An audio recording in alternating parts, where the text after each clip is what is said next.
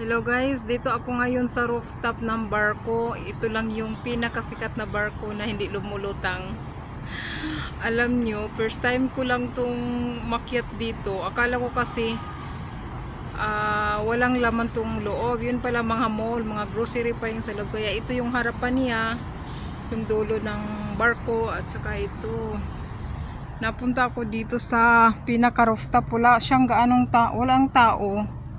Ako lang dito sa bandang area, tapos doon sa kabila may isang lalaki. Para siyang totoo talaga. Kaya tingnan mo, oh. Hindi basta-basta kasi talagang pinaghirapan, saka ilang taon na siguro to siya na build. Oh, tingnan mo. Tingnan mo kung naka-experience kayo sumakay ng barko kagaya sa Tugu. Ayun, ganito talaga siya. Tingnan mo yung mga tiles niya o yung bricks niya. Kaya tingnan mo siya. Meron pa siyang pang-rescue. Kumbaga pang-rescue daw. Sa mga gilid-gilid, mga bahay-bahay. Lalaki ng ano na. Ang tagal ko na itong napuntahan. Tapos ngayon lang ako nakakabalik ulit. Ito, kaya itour ko kayo hanggang baba. Ang lakas ng loob kong umakyat dito. Ako lang pala mag-isa. Ang lalaki doon sa dulo. Kaya ito, tour ko kayo, ha. Ayun guys, tingnan mo yung dulo niya, oh. Layo po. Layo. Ang taas pala to hanggang 3rd floor. Ayun, mayroong nag-ano dito sa loob. Ito yung pang-UC na area.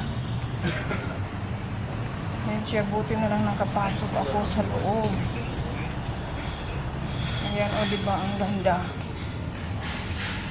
3rd floor, ito sa 3rd floor. Yung pinaka 3rd floor, yun pala yung kainan. Papasok ako sa lift hanggang baba. Yan guys, ito yung entrance ng barko na pinasukan ko. Tapos yun yung mall niya, oh. Mall pala yun, grocery, malaking grocery. Yan siya. Ayun, ang taas. Ang laki niya, ayun. Ang tangkad.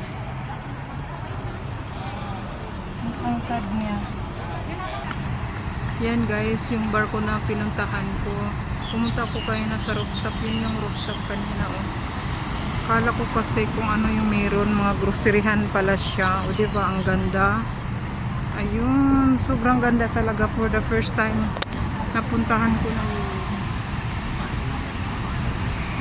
yung lugar na gusto kong puntahan. Lakas ang loob ko kahit ako lang mag-isa. Kaya, thanks for watching. Please follow me and more please. Thank you, bye.